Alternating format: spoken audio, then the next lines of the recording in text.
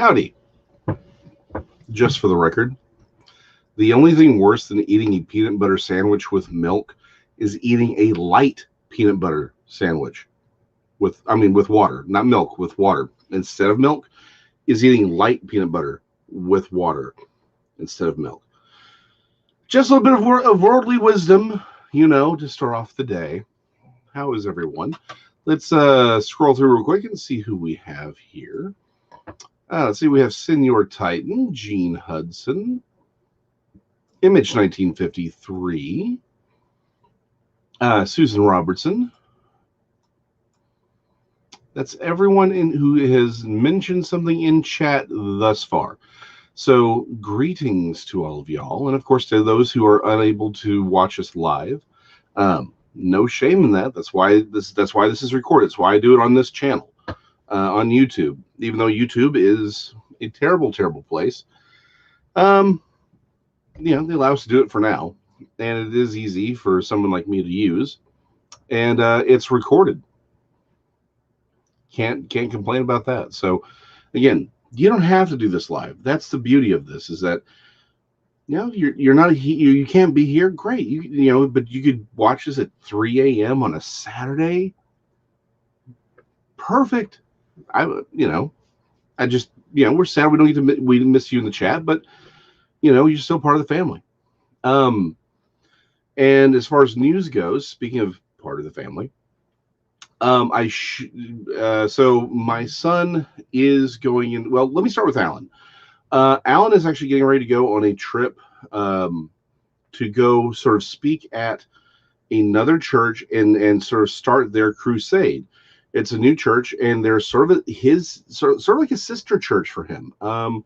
They are going to open underneath him, and so he's going to go and sort of start their crusade and speak and anoint it. So he'll be traveling. We do want to, pray for safety, because where he's going is on the coast, and I want to say the city's called Melende.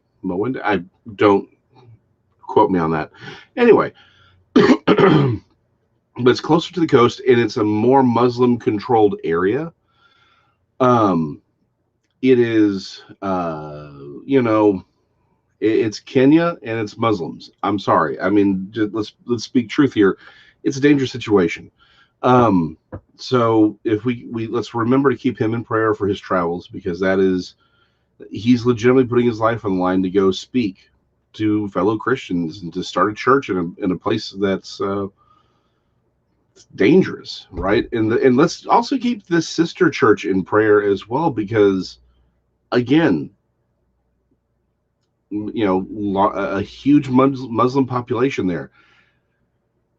Things can get dicey. So let's keep our brothers and sisters who are in areas that aren't as safe as perhaps where you or I live. Let's just keep them in prayer, right? That we like to talk about persecution because Starbucks doesn't put Happy Christmas or Merry Christmas on a cup. Some places around the world, persecution means your church gets burned down and everyone gets shot. So just saying. And again, if you can contribute, again, no pressure. If you can't, you can't. We all understand. But if you would, the month is still young. PayPal me the money. I will send it to Pastor Allen.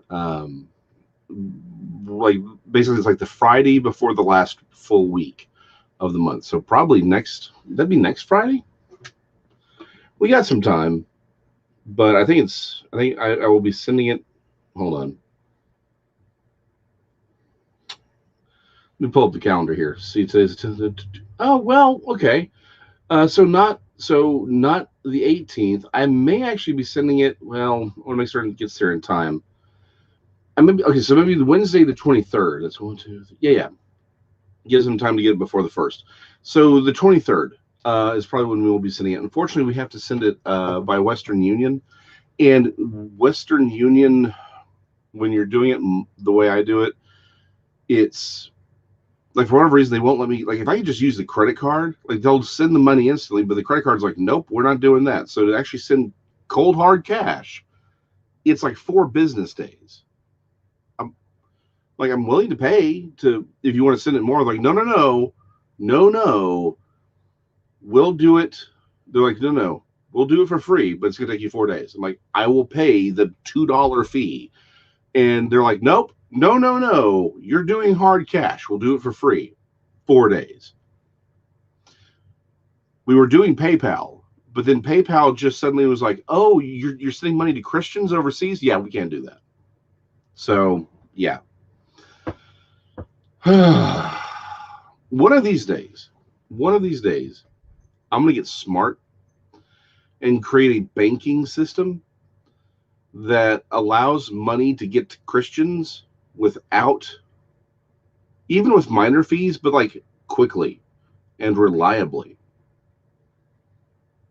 I don't know how to do that, but like I said, one day I'm going to get smart and do that. Figure out a different banking system here because this is not working. Anyway, but yeah, so there's plenty of time. So again, $10, $20, even $5. Like these things, those amounts matter to him. Mary H is here. Howdy, Mary H. Anybody else sneak in? No, yeah, just Mary. Okay. Oh, hold on. And MH1953. Okay, there we go. So yeah. So again, if there's funds, again that you can, we have basically 2 weeks. Just send it my way. I'll make certain it gets to Alan. But let's mostly keep him in prayer for his travels and for this new sister church of his to be safe. Again, very, very dangerous area. So okay, tomorrow morning. So I know we've talked about this. It got scheduled like 2 weeks ago. Finally, I mean we've known it's been coming, but they finally said, okay, here's your date. So my youngest has Marfan syndrome. Easiest way to sort of understand it is, let's say he's only supposed to be like 5'9" or 5'10", maybe 6 foot max. But there is a weird series of mutations in his growth hormones, and so instead of him stopping, he's just going to keep going. But instead of there being more, sort of like the Liger gets bigger proportionally, this is just more like you took like a Photoshop tool and just stretch them out. So a lot of people have had Marfan's. A lot of people aren't familiar with it. They think Abraham Lincoln had it. Michael Phelps has it actually. So it's a spectrum, right? But the thing is, there are other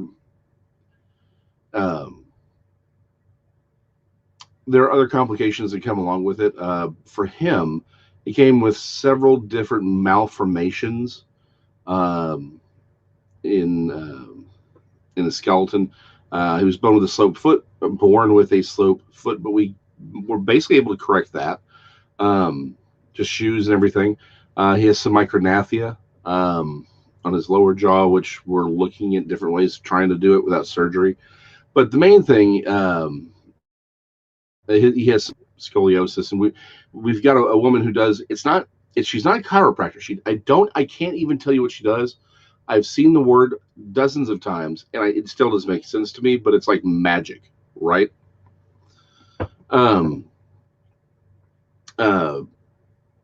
So okay, sorry, just reading the things.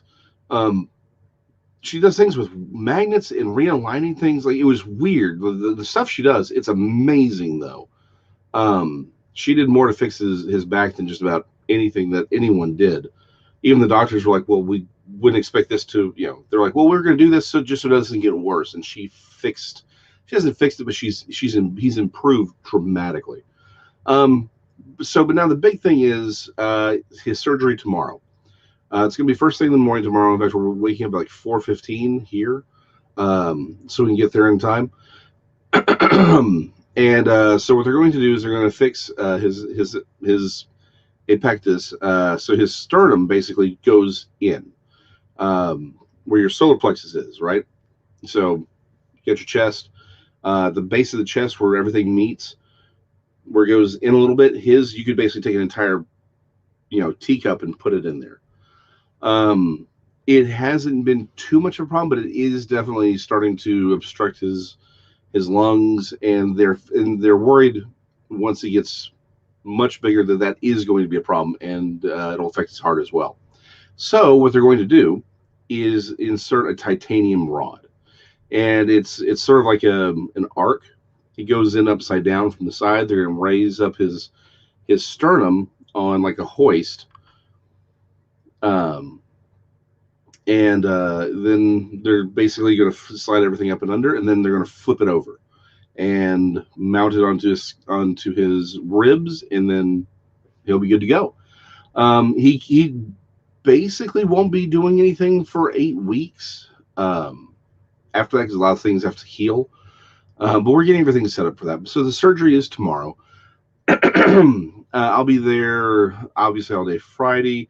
Most of the day on Saturday, I'll be home no matter what happens Saturday evening. They've actually told me that there may be a chance my wife will stay with him the entire time.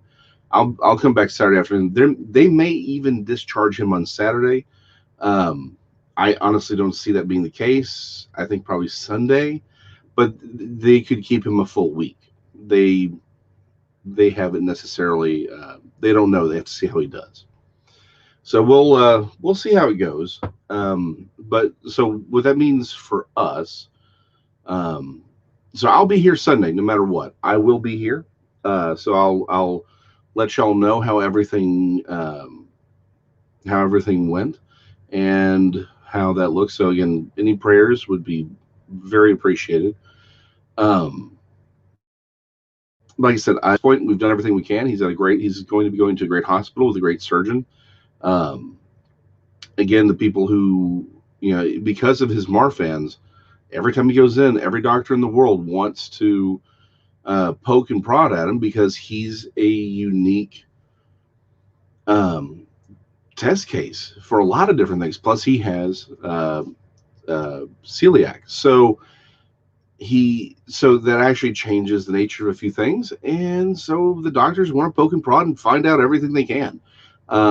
They're actually learning, but like I said, I've said 100 times, this is the best time for him to be alive because we have so much more technology than we had even 20 years ago. Even if this had been 10 years ago, this would have been a very different procedure. um, there's just so much going on right now for him. So I mean, yeah, I'm like I said, we've done everything that we can in the physical. We're going to pray. That's all we can do. That's basically all we can do for now. Um, Also, so that is Allen's church. My son. That is not my note. I want to make certain I got the yeah. That's it. Okay, I get the right note there. Um, Yes, Image 1953. Gladys, is there an update on Gladys? Because we would definitely like to keep her in our prayers. Also, something just a quick prayer. Emmeline Rose is the daughter, the newborn daughter of a friend of Nick's from that other. Oh, oh, Gene, I'm sorry to hear that. Mm. For those who, I'll put that on the screen. Um,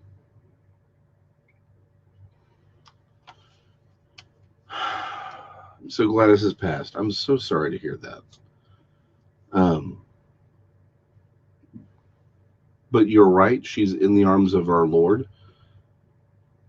It's it's sad for us. It's painful for us. But she's with God. Her suffering is over. She's more alive now than she's ever been, and she's more alive than we are right now. That is the honest truth. Everyone who's ever seen heaven, well, I mean, the one thing everyone comes away with is the claim or the statement that it is more real than this is. That everything's more that everyone and everything there is more alive than this world is.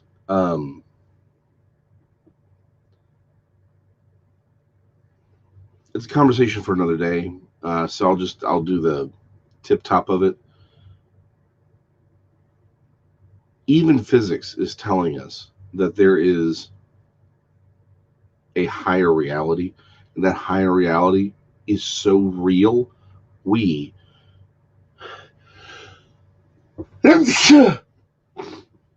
we could be said to not exist in comparison to it. That our reality is more like a video game, like a Mario game is to us. She's more alive than she's ever been. She's with the Lord. We we weep only for our loss of her. She has gained everything. So we'll keep y'all's family in our prayers, Gene. Um, Emmeline Rose is a friend of Nick's, and Emmeline Rose is the newborn daughter of a friend of Nick's. She was born 2 months early. So far, everything looks good. So we just want to say a prayer for her. But that remains to be the case because again, 2 months early. 2 months early 20 years ago was a different story. Two months early this year, not that bad. And everything does seem to be good, but just thought, no reason not to kick her off with a prayer. And by the way, my son's name is Nathan. I'm sorry, I thought I had stated that. His name is Nathan. So let's open with some prayer, and then we are going to talk about the Revelation 12 alignment. We kept getting requests for it, and poor time management over my break is why we're going to talk about it tonight. But we'll get into more detail on that. Let's definitely open with some prayer.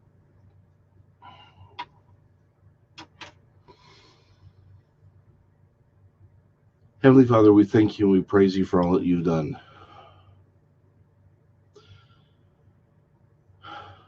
Father, your kingdom is at work in the world, and the world is railing against it. Right now, it's easy to look around and see all of the evil. But the truth is, the evil is only visible because of your light. Your light is exposing what has been there in many cases for decades. And people are making choices. It doesn't seem like it right now, but there's movement. The billion soul harvest is beginning. Eyes are opening. Your bride is rising up to meet the challenge. And we thank you for that. We thank you that you've brought us to this time and this place. We pray that you give us strength to engage, wisdom to know how to fight, and the caring and the love and the graciousness to never grow hard-hearted for those that we're trying to save.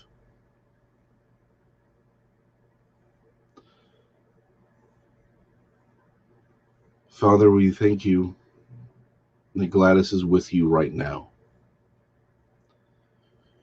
We know it is your perfect will that she has come home, and we know that you are going to keep her safe until we all get to rejoin her on your side of the fence. We know that she is more protected and loved and more alive than any of us. And the pain that we feel, the pain that we ask that you mend and care for is simply the loss of her not being with us. But we look forward to the reunion that you have promised. A reunion where there will be no more weeping, no more tears, and no more death. Because even that has to bow to you.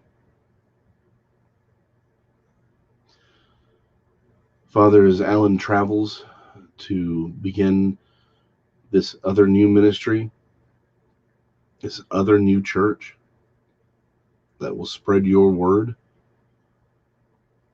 to people of a new city, that will be your light in a dark and dangerous area. We pray that your angels will travel with Alan. They will go before him, they will flank him, and that they will drive away all evil, all dangers, that you will protect him in this new church so that your word can go out, because we know that it goes out with power and will never be void. Father, we pray for Emmeline Rose. She's doing well. We thank you for that. And we just ask your hand of healing and blessing be upon her. She begins this life. Help her to grow strong and help her to grow in you. And lastly, Father, yes, keep us safe as we travel tomorrow. We know that your hand will be on my son and that everything will be fine. That you have brought him to a time and a place for a reason. And we know that reason is not to drop us. It is simply to move us to a place that you have, a new land. We pray all these things in the name of your Son, Christ Jesus, through whom all things are possible. Amen. So, this section of Genesis we would have been in tonight. I was going to study it over the last week, but unfortunately, a lot of plans changed last week. And part of that meant some of the time I thought I was going to have to double check everything and study some of that out didn't happen. And so I thought, well, that's fine.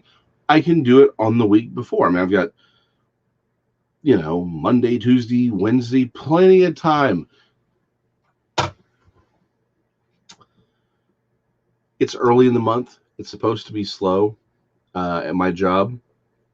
Normally, the busiest we get, I've got like 45 actions. Like, that's midday.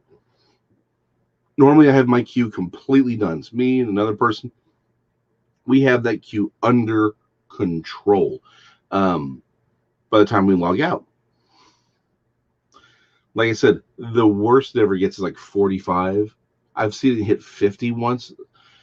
I think it actually hit 80 at the end of the month, but like for like 10 minutes, but we got it all knocked down. I come into almost 200 actions on Monday, and a lot of it was from the week before, and it was all from the week before.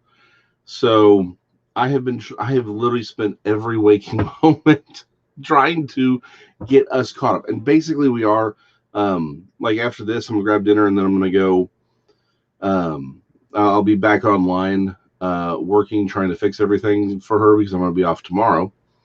But we finally got essentially caught up to our email. Like yesterday, we finally got caught up to only emails that came in that day.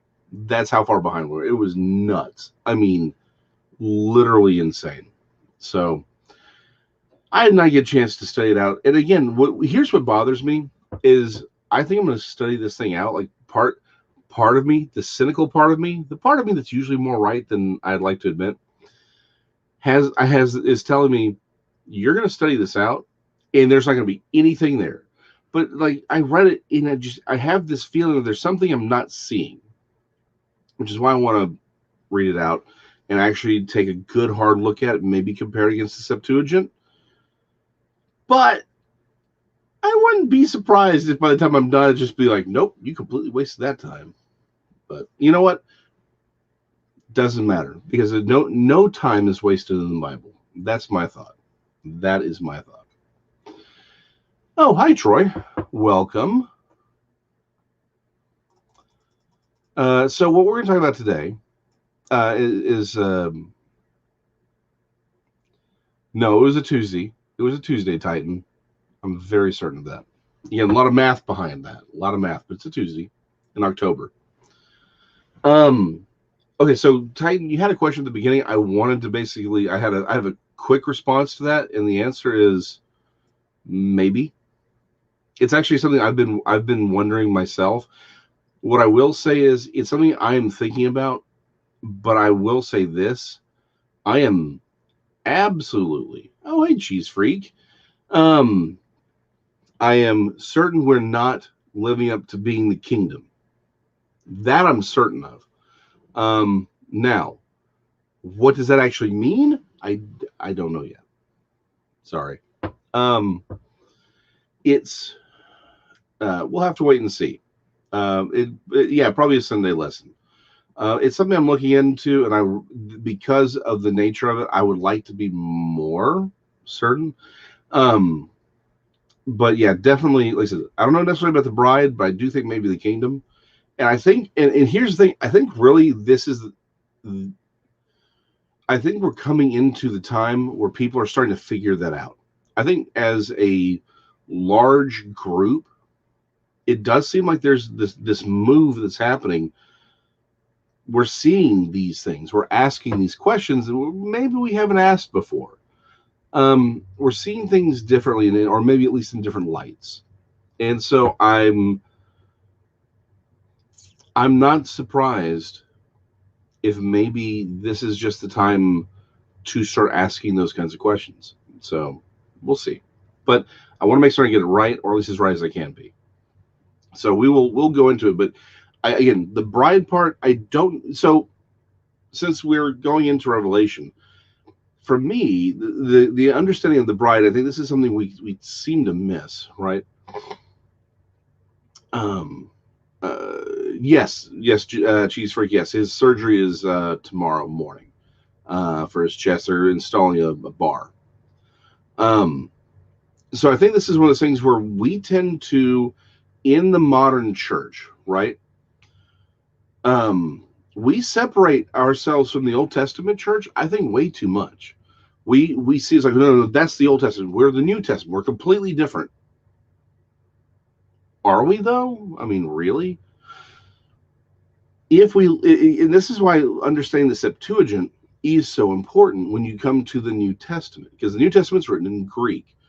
So they're pulling, when the New Testament uses a Greek word, they're using that word either in juxtaposition of the Old Testament word that was used in the Septuagint, or in harmony with it.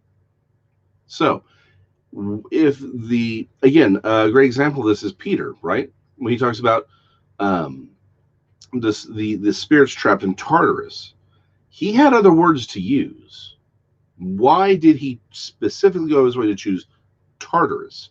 Because Tartarus is not the um, is not where human souls go to reside. It's not where human souls go to be punished. It is the holding cell of the Titans. Him choosing that, and when you put that in, and when you understand that the demons of the Greek language are actually the disembodied souls of the golden people, from the humans from the golden age that are coming to bring us knowledge and wisdom. Okay, you start to understand that the Old Testament, the reason they used that word was because they were trying to tell the Jewish people of the time, those are the dead Nephilim. They called them demons. We call them, the Shadim and other things, but they're the same beings, right? It's the same thing. So when Peter chooses Tartarus, he's playing off that to tell us something.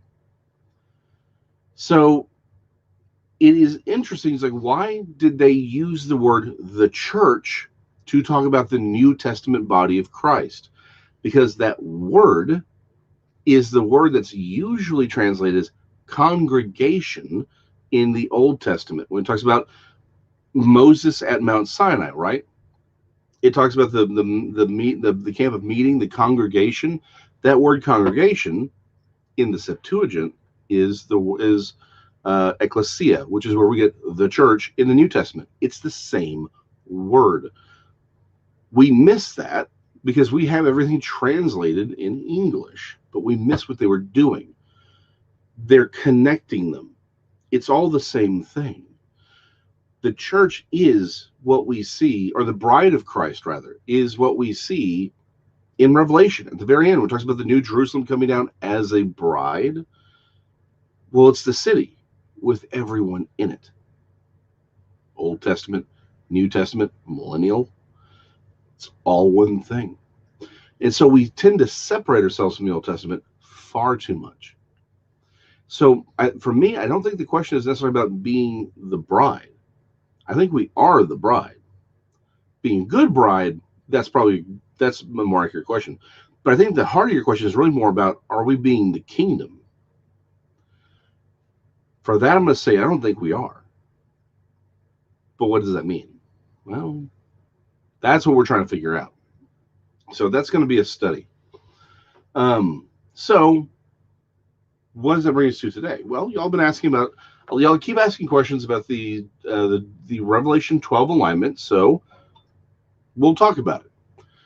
For those of you who don't know, I wrote a series of 4 books. I'm actually going to rewrite them here and redo it a little bit here in the near future. So don't go out and buy anything, but I did compile them all, right?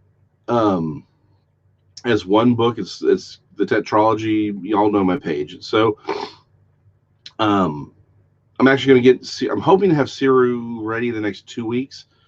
I was hoping to have more done last week, but you know how it went. And so it'll have everything up there, but like I said, I'm going to rewrite that, so don't rush out. But the basic point is Revelation 12. In fact, let me just go ahead and read it. If you recall, not the most famous reindeer of all, but a few years ago, there was a bunch of hullabaloo around September of 2017. There was this alignment that people were saying looks like this event in Revelation 12. And there were a bunch of people running around saying it's going to be it's the time, that's the day of the rapture, and and they were making this big point about it, about this alignment. And what it was is in Virgo, right, the Virgin, Jupiter was between her legs, and she was. It occurs during the day.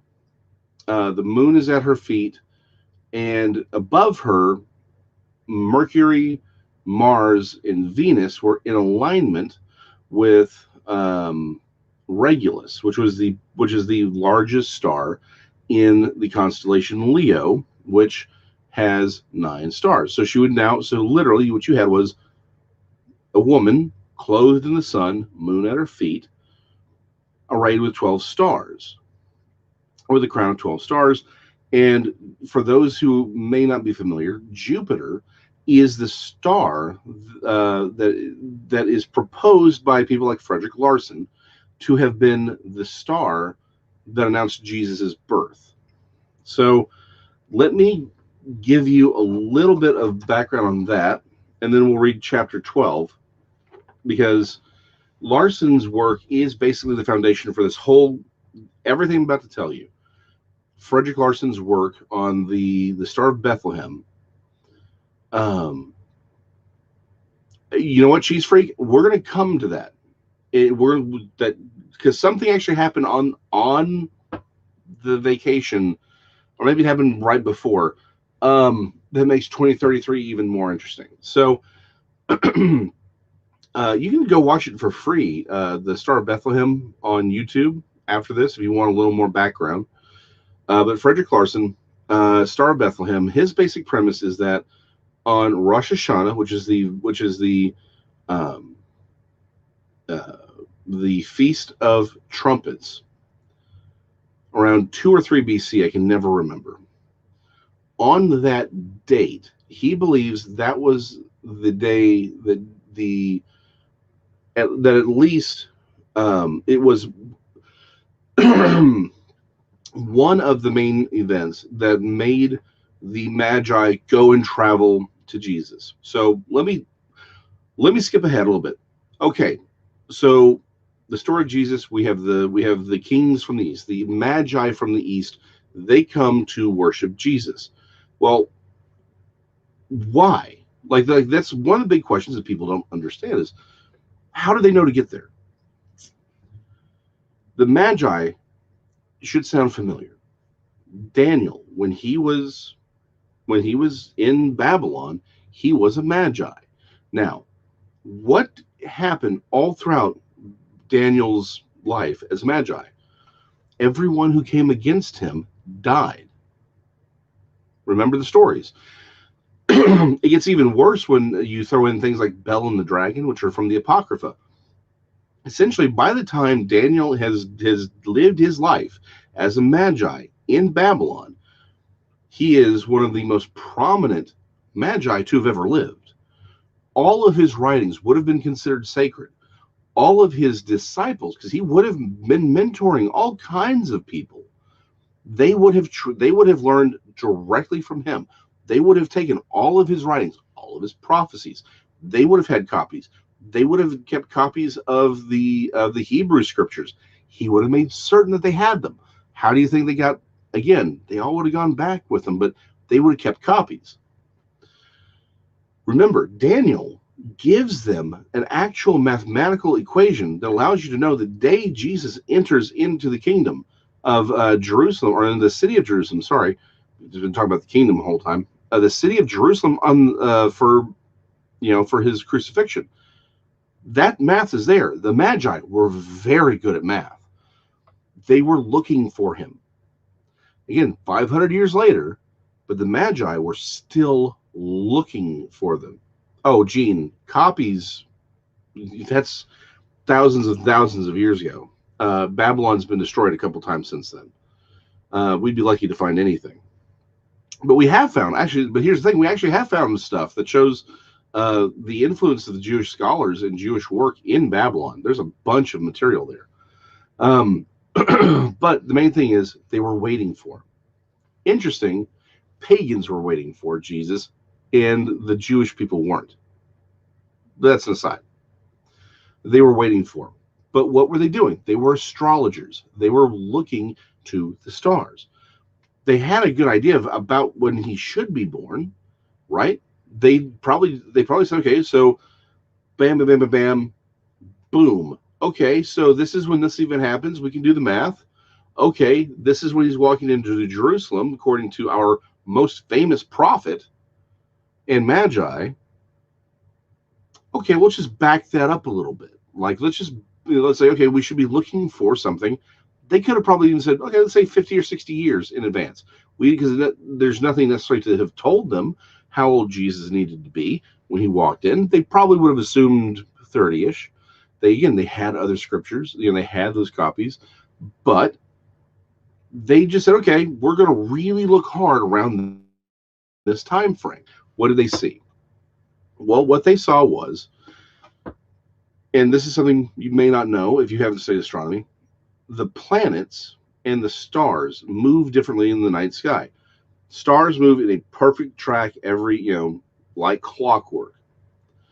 The planets, however, because of our orbit, and yes, it's because of our orbit, I know he's not in the chat, but just in case he's watching later, our orbit around the sun, firmamentalist, the planets make different sized and different timed loops. They do these little loop-de-loops around the night sky. Again, taking, some like Mercury's like, but then you get like Saturn and Jupiter, and they're like, so it actually moves backwards. It appears to move backwards across the night sky from our prescription, right, or from our position, right? It was, so that's called precession, right? So again, these things are so the planets are moving. Titan Magi. So what would describe that term to us here? We do need a flat Earth emoji. Again, the problem is the Magi is not, it's not translated in English, but it's just, these are the astrologers of the East. Again, Magi just means magician. I mean, that's really what it is. It means magician. That's where, in fact, where we get our word magician is actually from Magi. But we have to understand magician meant something different. These were the it is astrology, but it's also astronomy. These were the learned people. They were occultists, absolutely. And again, Daniel wasn't an occultist, but he was considered a Magi. And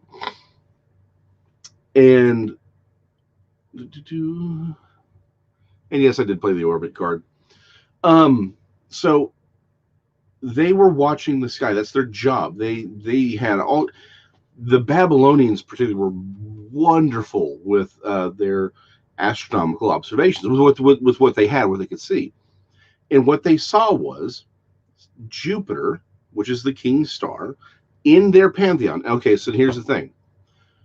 Everything I'm about to tell you only works, or doesn't only work, but works mainly with the Babylonian pantheon, or their cosmology, their astronomical understandings. Why? Because every culture interprets certain certain planets and certain constellations differently. They have different meanings. Now, most cultures around the Mediterranean had similar understandings, but sometimes they were different. The Babylonians are very important in this because they are our cipher. What I mean by this is every coded message, and I believe that the Revelation 12 alignment is a coded message. Straight up. It's a coded message. I think we're going to have to break this up into two different times because there's a lot of information here. But Revelation 12 is a coded message. When I was doing when I got into all this, I sort of fell backwards into it because I didn't believe it was real. I'll explain that a little bit more here in a second. Let me finish up with the Babylonians. But the thing I understood was, if this was really the coded message that it was presenting itself to be, the Revelation 12 alignment and the 2017, or the Revelation 12 alignment in totality, if it was the coded message that it looked like it had to have a cipher. Well, what's the cipher? The cipher is the Babylonians, and here's why. They are the one. Yes, only the Magi could decipher the message. And you can stop to think about this, right? Well, okay, we'll come back to that in a second. Well, no, yeah, okay, this matters. Why was it only the Babylonians who showed up? And why only magicians? Why only the Magi? Why were they the only ones to show up? Why was there no Jewish leader who's like, hey, there's this brand new moving star in the sky, and it's hovering over this weird house, and I'm just going to go visit and see what the heck is going on. People slept on their roofs during this time. They would have seen, and again, particularly the Jewish people, their calendar is dependent. It's a luni-solar calendar. They were dependent on the moon and very familiar with the stars to know what, again, their calendar is actually based on the sidereal constellations. They knew what was going on. Why didn't they go out and say, hey, something weird's happening here? Because they weren't looking for this. The Magi were, but they weren't looking for what was about to happen, which is the planet Jupiter, which is the king star, came into conjunction with Regulus, which is the star of royalty, or the throne in Hebrew. It literally means throne in Hebrew. It is the most prominent star in the constellation Leo.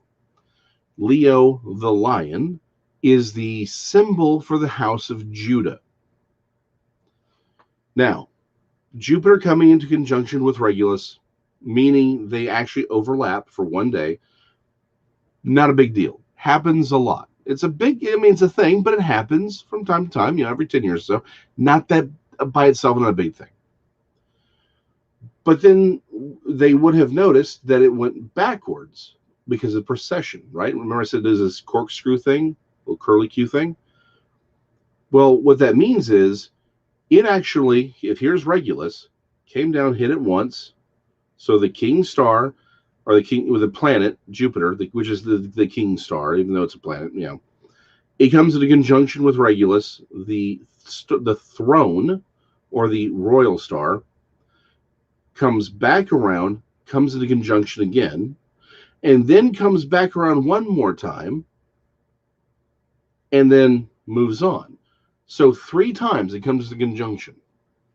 3 times. That's a triple conjunction. That would have stood out. But here's the interesting thing. On the 3rd time, again, King Star is touching the royal star or the throne 3 times. The 3rd day was Rosh Hashanah, the Feast of Trumpets that year. A Jewish feast. You know what? That's what I'm saying. I don't personally. I just don't, unfortunately. But if you go to if you go again after this, go to YouTube, look up the Star of Bethlehem, Actually, hold on. Let me see if I can get a link and put it in the description, because it's a great one. You know what? I'll do it after the show. Yeah. Okay. So after this broadcast, I'll find it and I'll post it in the thing. So just come back. He does that. He spends money. He has the animation, so you can actually see it. So that third conjunction though happens on the Jewish feast day of trumpets. Now, I can't remember if he talks about this, but 9 months, I think he does. 9 months after that alignment, Jupiter comes into conjunction with another planet, which is Venus, which is the mother star. At uh, at morning, and so it was sort of early morning. 9 months later, so 9 months after that third conjunction, Jupiter meets up with the mother star. To an astrologer, this would have been okay. King star, royal star, triple conjunction.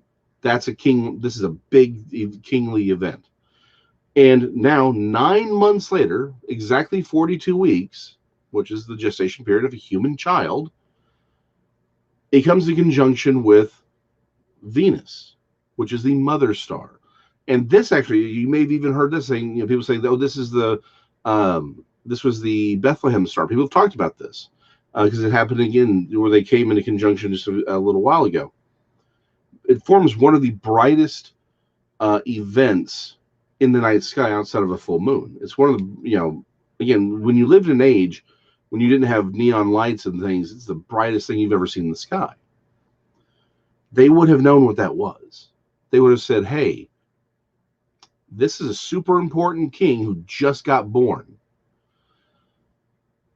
Well, they would have known, okay, super important king, just born.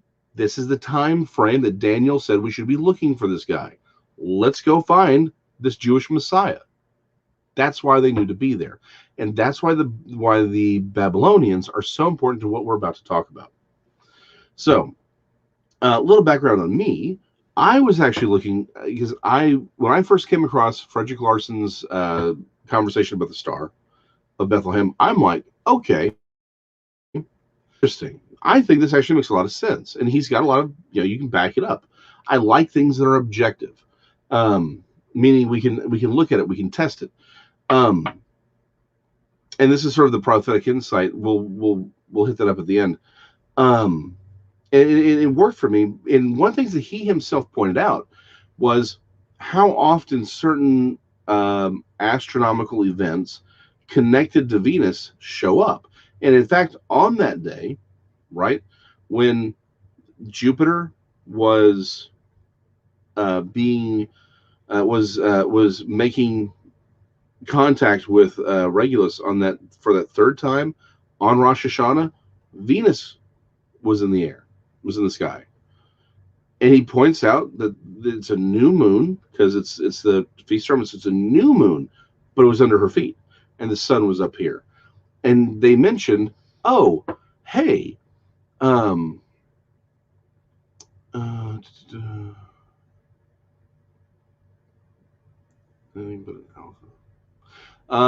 Troy, email me a little bit because unfortunately that alpha actually, unfortunately, there's a lot of meanings for that. Really, Jesus himself says, "I'm the Alpha and the Omega," but that there's more to it than that. So, email me and I'll see what I can do. So he's sort of the first one in this Venus with the moon at her feet and the sun, meaning the sun is in Venus. I mean, you can't actually see Venus, right? Because the sun is covering it. It's Ciro Papers at here. Let me put it in the thing. But Ciro Papers at yahoo.com. Just email me and I'll look into it because unfortunately, Ciro Papers. And my mic's in the way, so it's hard. And of course, this is the one time I don't put in the full description. There we go. they said this looks very much like what we see in the book of Revelation in chapter 12. So let's read that real quick. Chapter 12 says, so this is John. He's in Jerusalem in chapter 11, and he looks up into the sky. That's another important point. He says, now a great sign appeared in heaven. Now remember, he's in Jerusalem. Now a great sign appeared in heaven, a woman clothed with the sun, with the moon under her feet, and on her head a garland of 12 stars. Then being with child, she cried out and labored in pain to give birth. And another sign appeared in heaven. Behold, a great fiery red dragon having 7 heads and 10 horns, and 7 diadems on his heads. His tail drew a third of the stars of heaven and threw them to the earth. And the dragon stood before the woman, who was ready to give birth, to devour her child as soon as it was born. She bore a male child, who was to rule all the nations with a rod of iron, and her child was caught up to God in his throne. Then the woman fled into the wilderness, where she has a place prepared by God. They should feed her there 100,260 days. Okay. This image appears multiple times, but it's never complete throughout Jesus' life. He sort of avoided, but to me, that thought, well, hold on, maybe the reason is that they're telling us Jesus' life, this reoccurrence of Virgo with the moon. Maybe they're saying that's what Revelation 12 actually is. It's an astronomical event we need to be looking for. But 12:1 through 5, because 6 begins a whole new thing. But at least 1 through 5, this is actually an astronomical alignment. That got me thinking. And so I kept looking, because at that time in my life, I was a good pre-tribulational rapture person. And even at that point, I realized the end couldn't come before 2033. So I was looking after 2033.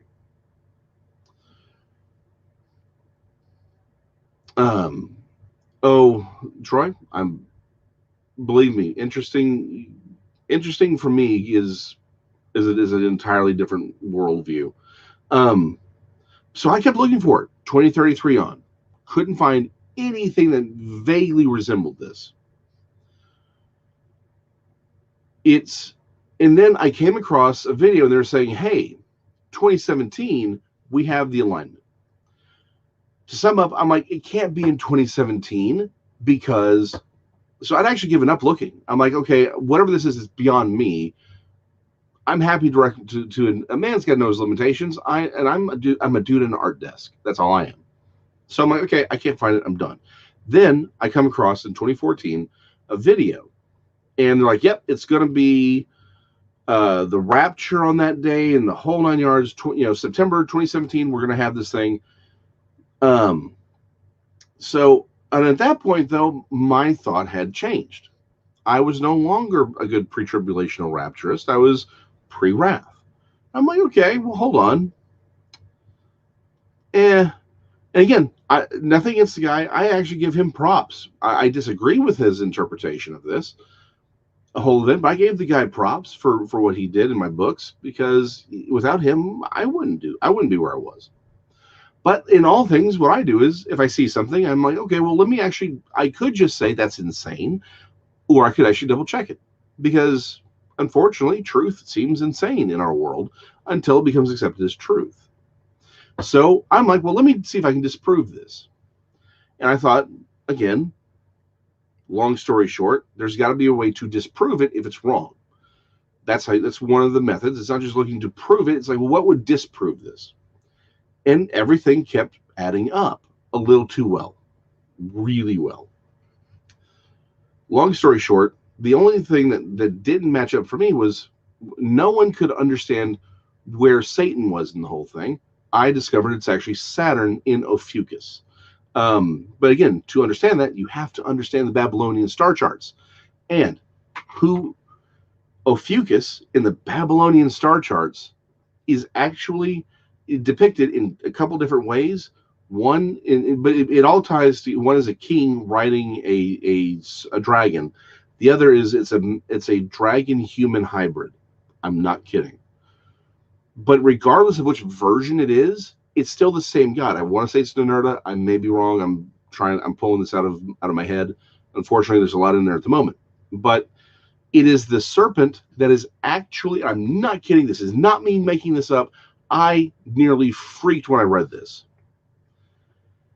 It is the serpent from the Garden of Eden. I didn't come up with it. A Christian didn't come up with this. It was a Babylonian scholar who said Ninurta is the serpent from the garden. Doesn't matter how he's depicted, whether it's the king riding the dragon or the man whose legs are the dragon. The dragon is the serpent from the Garden of Eden. And Saturn, remember, all these stars, it has to mean something to the Babylonians. Saturn is the star of the person, amongst other things, who created the Assyrian Empire. Who created the Assyrian Empire? Nimrod. It is literally the star of Satan. It is the star of Baal. Saturn is the star of Baal Hadad. It is the star of the guy of Nimrod, who creates the Assyrian Empire, who was deified. So what we have, and this is in time, I'm going to sum that up here in a second, because there's a lot here. There's a ton of stuff there. But what we have, September of 2017, we have Virgo, Jupiter, the king star, which again, from 2,000 years ago, which announced Jesus, has been within the womb. Because remember the whole corkscrew thing, right? It had literally been in Virgo for 42 weeks exactly. It is in between on Rosh Hashanah, which was September 23rd of 2017, I believe. It's between her legs, meaning the child has been born.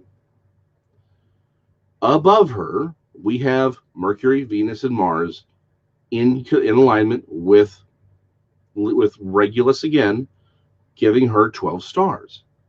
Because again, to the Babylonians, Leo has 9 stars. That's because cultures render everything differently, right? For some people, Leo's got 12 or 13 stars already.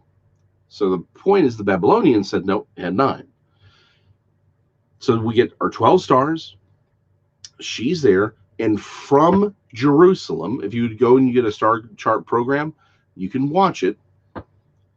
The sun is literally right over her. So she's clothed in the sun or covered by the sun. New moon's right underneath her feet. What's beneath them? Saturn, the star of Satan, in Ophiuchus, to the Babylonians, which was the constellation of the serpent from the Garden of Eden. Now, that is what happened on that one day. What had happened before? Because for me, just it being one thing, that's whatever. I'm like, anything can look like one thing. You go backwards. Remember, what did Jesus say? What did Joel say? There will be signs of the sun, moon, then the stars. Was there anything that had happened before this alignment that would make us think that there was something, signs in the sun and moon? Yes, the 4 blood moons. I forget the proper name. Y'all remember? Again, it was 2015, 2016. We had 4 blood moons on 4 different Jewish holidays, and 2 solar eclipses, also on important Jewish days. A lot of people made a big deal about this because this is a big thing. I'm going to sum it up by saying, yeah, it was. Signs of the sun and moon, eclipses on Jewish feast days, then the stars. And by the way, all of the major events in in the alignment of the series of alignments that actually bring us to September 22nd or 23rd of 2017, they all occur on important feast days. Jupiter leaves Regulus on the 9th of Av, which was the day when it's considered the saddest day of the Jewish year, and by the way, is usually hold on. Okay, Sterling Cox, way off topic. That's for another day.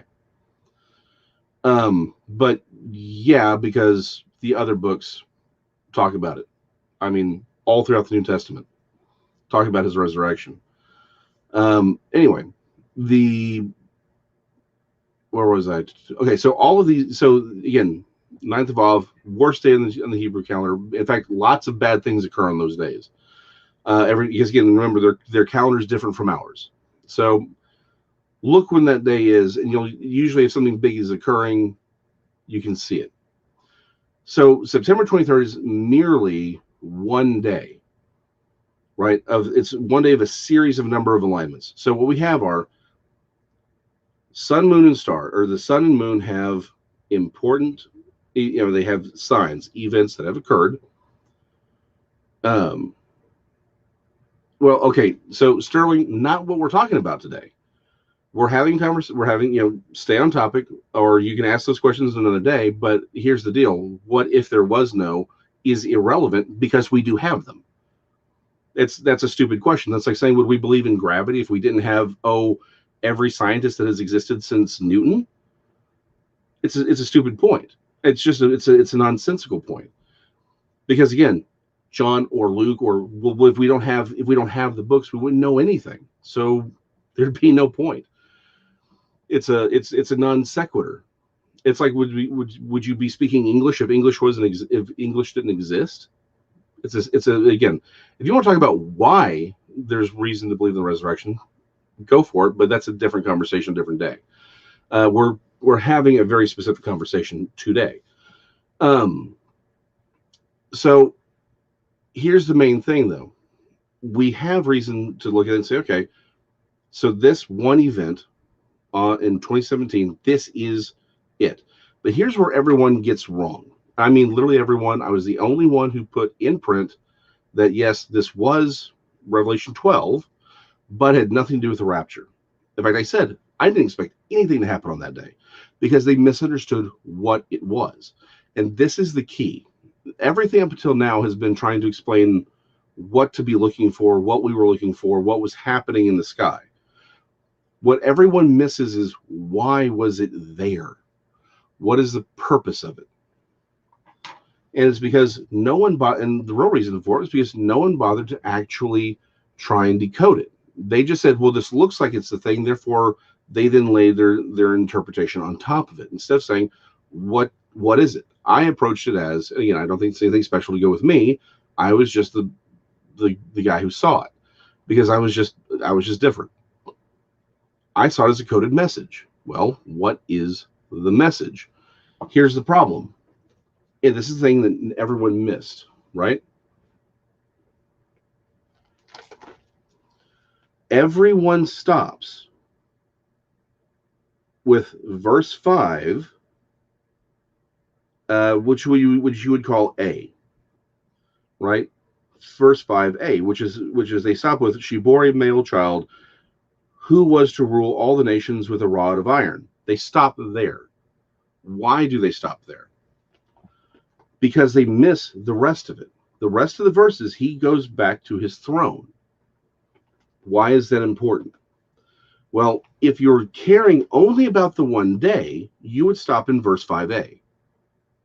But you can only care about that one day. If you cared about the rest of the verse, you would understand it doesn't end on that day. Verse 5b says, and her child was caught up to God and his throne. I looked at that and said, okay, so I've identified who Satan is in this one day event. But the one thing I didn't see was the rest of 5b. And then it occurred to me, Is there a throne already in this story? Because again, remember, it's a coded message, right? If it's a coded message, everything has to be there. So where's the throne? It's Regulus. Remember, Regulus is literally the throne in Hebrew. To the Babylonians, it was the king's, or the star of royalty would be a better way of looking at it. But to the Hebrews, actually a throne.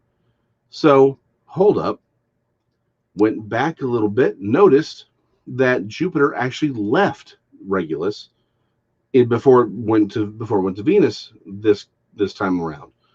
So it's returning to his throne. Jesus comes from heaven. We have Mary with, technically it's Israel, but again, dual meanings here. He's born.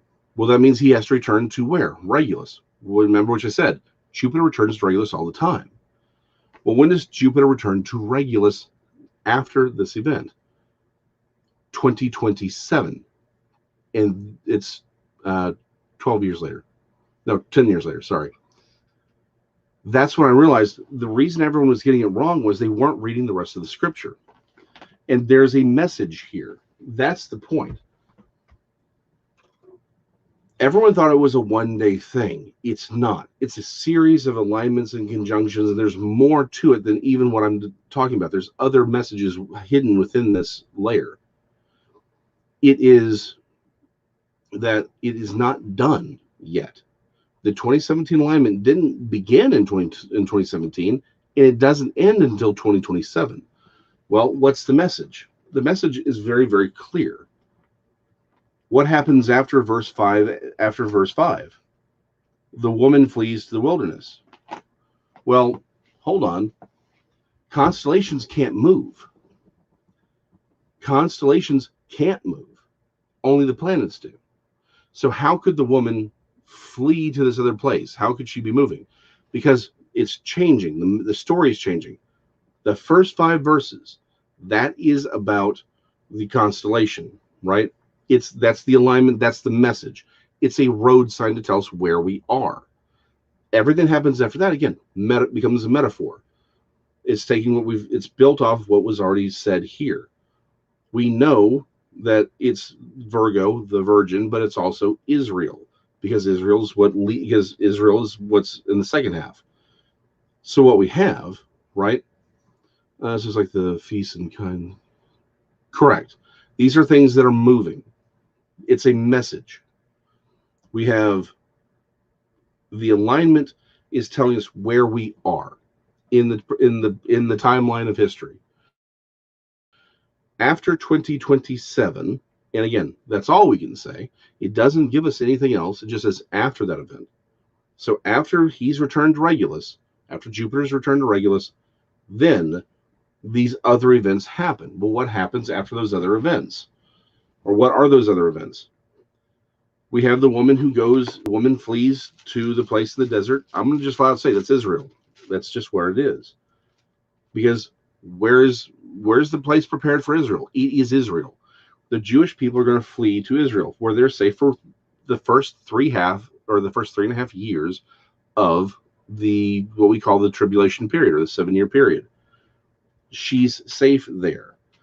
Then Satan is cast down, right? 3.5 years into it. In the last 3.5 years is the wrath of Satan, where he goes after and persecutes the woman and her offspring who have the testimony of Jesus Christ. So she goes after the Jews and the Christians. That's the point. There's other aspects about the message of the Revelation 12 alignment, which is, again, who to look for, what to look for. The idea, the Antichrist is actually has something to do with the Nephilim. All this comes out of it. There's a bunch of material in there. But the actual alignment itself, it doesn't stop in 2017. It continues on to 2027. It actually started much, much earlier than that. In fact, it left, Jupiter left Regulus on its journey to Venus, or not to Venus, to, I just had it, Virgo, during the 4 lunar blood moons. It was during that period that it left. Again, they all intertwine. but it's to tell us where we are. The important thing is this: we are literally, it's like just saying you are here in this timeline, right? That it's we are here. You're not. This isn't something that's going to happen necessarily 100 years from now. We're here at the end after 2027. Now, am I going to say that we need to be like in 2027? That's when we need to be looking. Not going to say that because I don't know that. The text doesn't give us that. All we can say is the final 7 years cannot begin until after 2027. That's all we can say. And by 2027, I mean very specifically July 27th of 2027. That's it. It doesn't have to begin that day. It doesn't have to begin the day after. It could go on. It could begin 10 years later. There's nothing to determine that. However, there are clues. And this goes to something that MH1953 had mentioned.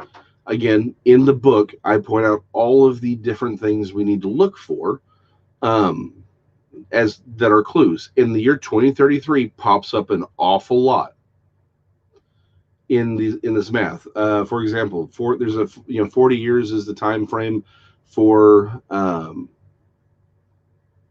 punishment, right? Well, 1993, in order to try and find peace with the Palestinians, the Jewish people put up all of Jerusalem on the map. They're like, hey, we'll give you Jerusalem in its entirety. We'll put the Temple Mount under UN control. That happened in the 92, 93 Arafat had and Clinton and them were over here. I think it was even Netanyahu, if I recall, or whoever was before him. But they were there making that, and the Palestinians walked away from it. Well, but hold on. You move forward, again, 40 years have to occur. That's 1933. Well, why 40 years? 40 years is after that, then punishment. Remember, Jesus was crucified. 40 years later, we have the temple being destroyed by the Romans. We have when Jesus says that the generation cannot pass away. Well, what's the age of a generation? That's a big question in the Bible. But if we go from the date that when the Jewish people retook Jerusalem, not just retook it, because that's why everyone went back to 1968, because that's when the Jews retook Jerusalem. But when did Jerusalem become the capital of Israel? That's actually the key. It's 1980. Year I was born. That's what's important, because a body cannot live without the heart, right? The body can't live without the heart. Simply having the heart is irrelevant. It has to be in the body. The Jewish people did not, in the nation of Israel, did not make Israel its capital till 1980. So, okay, 60 years out, if we used 60 as the age of a generation, that seems to be the best biblical plot work I could do. Takes about 2040. Okay, well, that means it has to occur before 2040, but it can't begin until after 2027. So the latest date it could start is 2033. And again, there's more to it than this. Jesus, the 2,000 years from his resurrection doesn't occur until 2033. And again, there has to be a full 2,000 years from the church has to have. Let me phrase this: the New Testament church has to have 2,000 years under its belt.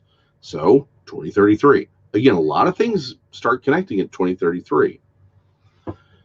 But the thing that happened this last week or week before, I can't remember now, but I think it was this last week that actually freaked me out was I hadn't even thought about it. But I was going back, and yeah, us youngins in our ways, dealing with the prophetic the way I do is I am part of an old rabbinic tradition as far as the techniques that I use. That is, again, looking at calendars, looking at because there are certain things in the Hebrew calendar that have certain meanings, certain events, certain days, certain readings, and also looking at the actual text, looking at Hebrew, moving that Hebrew into Paleo Hebrew. because they have meaning, because those things have different meanings. You can create words out of numbers, things like that. That's sort of the tradition I'm in. Well, I'd sort of not been. Um, I have no idea what OIC means. Well, here's the thing: Jesus doesn't necessarily have to be 33, but he was executed in 33 A.D. There's reasons to know why that was the date of his crucifixion, but he actually was older than that, just by a couple of years. But I hadn't really been doing that as much lately. Unfortunately, I kind of sort of allowed other people to do the prophetic work, and I really should have pulled back. But one of the things I had been noticing was a lot of similarities. But because again, every 100 years there's a cycle. Well, what was happening in 2019 or in 1919 and 1920 and 1921, 1922, right? Well, we had the Spanish flu. We had the rise of socialism over in Russia, but we also had the rise of the Ku Klux Klan here. Were lot of echoes, right? A lot of similarities. In this last week or week before last, literally just popped in my head. When did Hitler take power? I didn't know that off the top of my head. So I went back, and you can probably guess where I'm going. Surprise, surprise. 1933 was when he became Chancellor of Germany. And for those who maybe have remembered our earlier broadcasts on the importance of Germany receiving the Pergamon altar in the late 1800s, that's a big deal. So again, if y'all want, we can go into that again on a later date if you want. But it's well, again, the problem with any war is, particularly with the world wars, is it depends on who, for whom, right? It's who enters what. And again, there's repetitions. So 1933, that's Hitler. So the question then becomes, is it saying, okay, the Antichrist goes into power and the 7 years begins in 2033, possible, or, because here's the other question, right? The Antichrist doesn't really become the Antichrist until midway into the 7 year period, right? That's when he stands in the rebuilt temple saying that he's God, right? That's when he does that, or when he makes that claim. Well, that's 3.5. Then is it saying that he becomes the Antichrist? So the midway of the tribulation point is 2033. It's any number of things. We don't know. Unfortunately, I would like to sit here and tell you I do know. I don't. All I'm saying is these are the patterns that I'm seeing. These are the things that are happening. And there were, again, on the books that were written back in 2014, friends came back and said, how did you know these things were going to happen? I talk about Russia, Putin's Russia, and things that happened sort of in advance. And they're like, how did you know it was going to happen? I'm like, well, it's there in the book of Daniel. Once you understand and you decode Daniel, the rest kind of falls into place. So it's one of the reasons why a lot of people are like, well, how did people know that? Because again, people that I sort of trace back as being important in my development and understanding the prophetic, they were talking about how the end couldn't come until the Berlin Wall came down.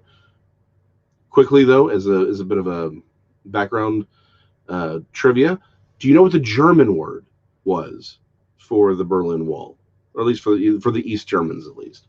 I can't say it in German. I've heard it 100 times. I'm terrible at German, but I will say this: it's the anti-fascist rampart. The East German side, when they built the wall, it was the anti-fascist rampart. So take it for what it is. So to try and sum up, again, there's a lot. The book goes through all of it. I mean, it really does. What's the point? The point here is Revelation 12 is describing a series of events, a series of very, not just of events, of astronomical events, alignments, and conjunctions, right? That had its zenith, its biggest, most flamboyant event in 2017. It has not yet ended, though. That alignment does not end until 2027.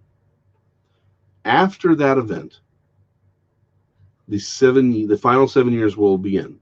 Does it begin immediately, or is there a 6-year gap until 2033? I don't know. I wish I could say. I wish I could sit here and tell you that on this date this will occur. Unfortunately, the text doesn't give us that information. All I know is it's after that event. The one possibility, it does begin immediately, and it ends in 2033, and it gives 7 years of cleanup for that generation to. So, because remember in Ezekiel, it talks about Ezekiel or yes, Ezekiel. I always forget. It's the War of Gog and Magog. Yeah, Ezekiel. This is why I write everything down. Yeah, that's it. Yeah. So in Ezekiel, the War of Gog and Magog talks about a 7-year cleanup, right? So that would allow Israel to be cleaned and everything to be put back together and kosher, so to speak, before that generation, that 60 years, is over. It could be that it starts in 2033 and it's done. Jesus has returned before that generation is over. Again, that generation starts in 1980. The third version is the Antichrist comes to power, meaning the midpoint of the tribulation is 2033. Those are the three, if I have to pick, those are the three that I think are the most likely scenarios. Gun to my head, I think probably he doesn't take office. I think he takes office in 2033, which would put the midpoint around 2036, right?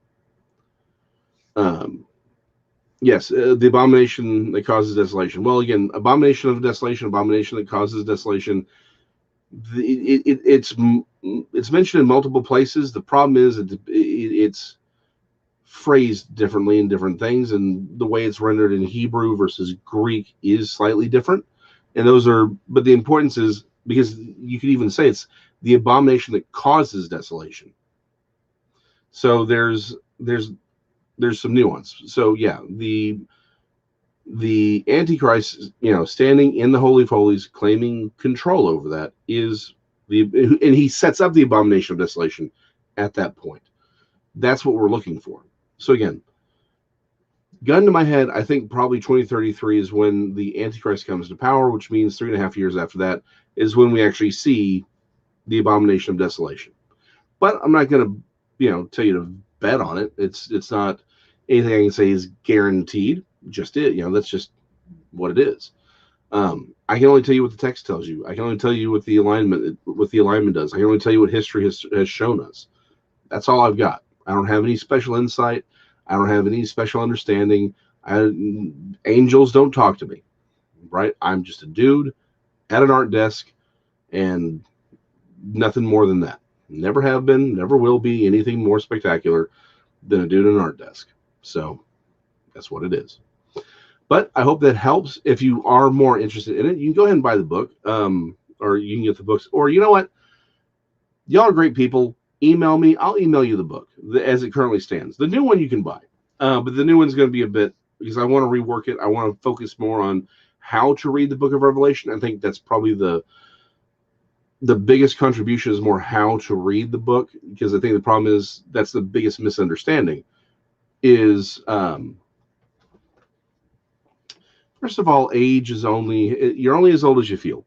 Because I think the problem is most people try and read Revelation like from page 1 to the end, like it's a book, or it's or it's all sequential, and it's very, very clearly not.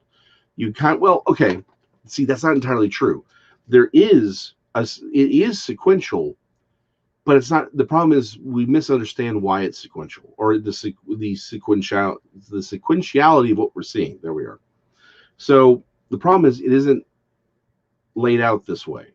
It has a different layout, and so once you understand the layout, it makes way more sense. It's very plain. That's the thing. Like, I've never found a revelation, like, once I understood how to read it, it became very easy to understand. It's very, very straightforward. The problem is we just read it wrong. So I'm going to rewrite it to focus on that, and then the Revelation 12 alignment stuff will be included. It's just going to be a different part of it. But if you want to email me and request it, I will email you the book. It's the tetralogy. It's all 4 books as one. So okay, we'll talk about that one on a different day. So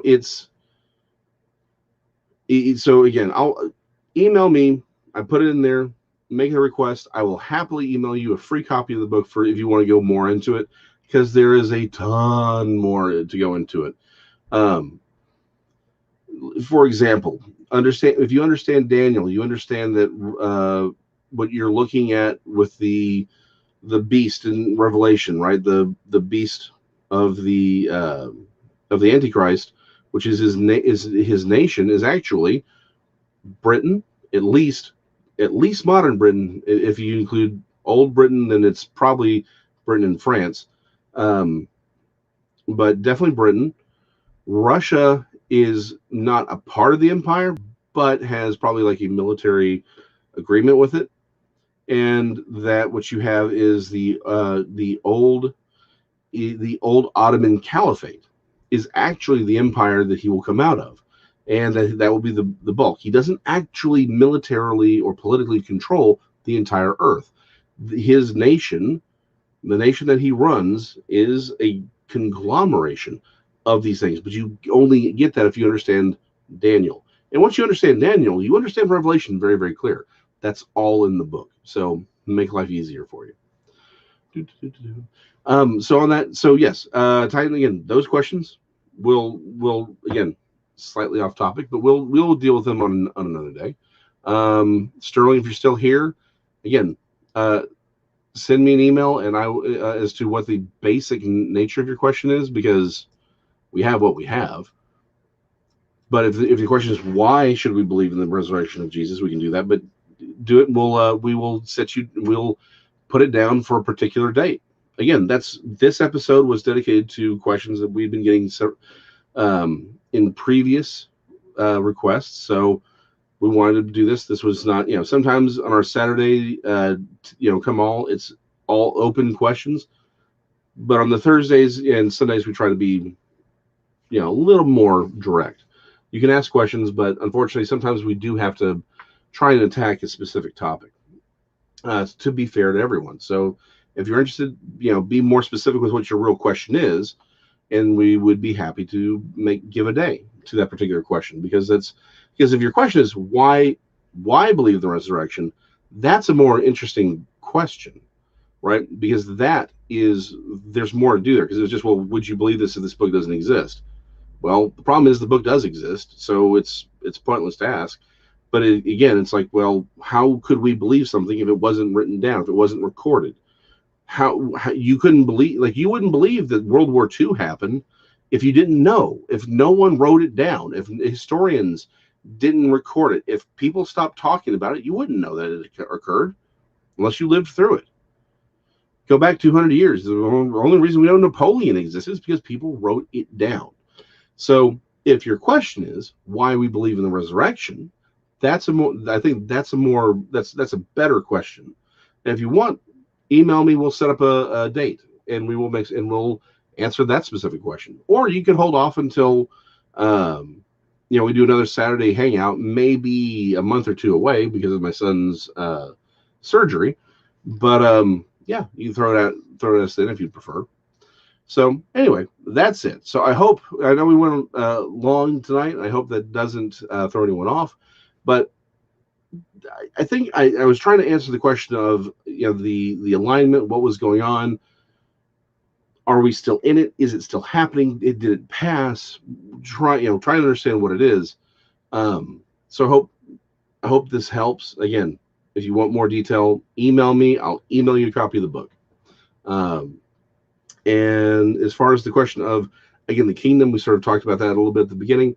We're going to do that. Is something I'm kind of looking. I'm not kind of. I am very much looking into, because I think that is part of what the next step is. Right. Um, it, there's so much that we're dealing with right now with the idea of what the kingdom is. I think we do need to take a much closer look at that. And what does that really mean? How do we unpack that? Because I think the number one thing that we've failed at is being the kingdom.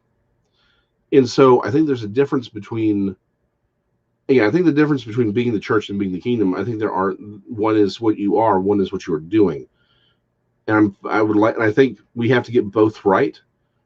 But I think to answer one is to by necessity answer the other.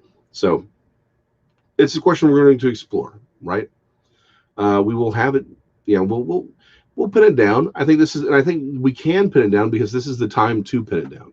I think we've been brought to this point sociologically, and theologically. There's a big awakening happening, and I think that's what this is for. So I have no doubt that we can at least answer the question for our culture in our time frame. I think that's the other thing we forget is there may be different answers for different cultures and different time frames and different setups. It's about the principle, right? Um, it's like saying, well, yes, someone who has, if someone has an appendicitis, you take them to the hospital, you have a doctor look at them. Well, but 300 years ago, that meant you found a guy who threw leeches on him, right? Two different things, right? So that's going to change depending on what culture you're in. So, um, but I do think this is that we can figure this out for our time, for our culture, and again, we have to keep all this in mind that our time is the time before the end. We are coming on. I still believe to be the biggest a 1 billion soul harvest, the largest harvest that has ever occurred in human history, because we're running out of time, right? It, what was that stupid song? Was it Semisonic? Closing Time? Like that song is playing, right? We got to finish your whiskey and beer because it's time to get out. We don't have long, regardless of whenever the Antichrist takes power, whether it's right after 2027 or in 2027 or 2033 is irrelevant. They're all much closer than they are far away, right? I mean, what's 2021 now? 10 years is 2031. So we've got like 30, we got like 12, hold on, yeah, we got like 12 years. I do not do math in my head. That's it. That 12 years. I mean, literally, my son is turning 13 this year. That means my son, since the birth of my youngest son, there's more time between him being born and today than there is from today to 2033. That's how close we are. So that's something to keep in mind. Guys, I love y'all. I will see y'all on Sunday, no matter what happens, but I'll let you know how everything goes with the surgery. And other than that, let's keep everyone in prayer. Let's keep Alan in prayer because he will be traveling, and he will be traveling to a very dangerous area. So, um, and yeah, thank you, Titan. Troy, email me because again, I want to address that your question, but I think I need more information to really figure out what you're asking. So, email me, and I'll take a look at that, and I'll see if I can answer you a little bit better because you're unfortunately there just seems to be there's just not enough specificity for me to really get my hands on it. So, but until then, I will see y'all on the flip side.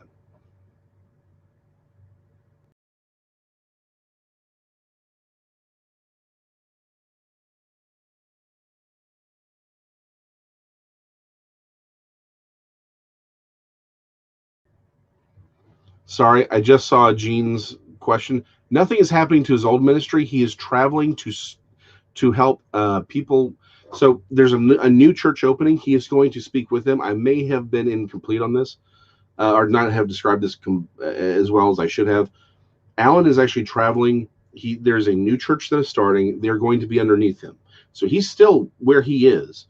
He is still doing his ministry, but he's going to travel. He's going to anoint the church. He's going to kick off. He's going to do a revival, and then he's going to go home. But that's going to be a new church in that city that's sort of underneath him, talking about the stuff that we're talking about, because he's our sister group, and so we now have a new sister group. But that's all that is. So his old ministry is still doing it. Like, it's still going strong. In fact, he's really helping some people. But he's just going to be traveling to sort of help start this new church and do a revival for like a couple of days, and then he goes back. And Troy, it's never an interruption. It's never an interruption at all. Again, we do take questions, and so it's like I said, we want there to be conversation and stuff going on. But sometimes, again, if it's a specific topic, sometimes we kind of need to stick to that topic. However, on yours, there's just a little, the nature of what you were saying was a little vague. So if you can email me with the specificity, I can kind of put together what you're asking, and be, because I want to make sure I give you a correct answer. Again, specificity is helpful. So, okay, now that we're all on the same page, I'll catch y'all later.